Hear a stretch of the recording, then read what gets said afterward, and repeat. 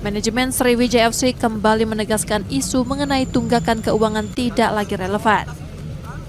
Setelah akuisisi, Digi Sport Manajemen menyatakan seluruh klaim utang yang sempat disebut mencapai 40 miliar rupiah telah dinyatakan tidak ada berdasarkan putusan pengadilan.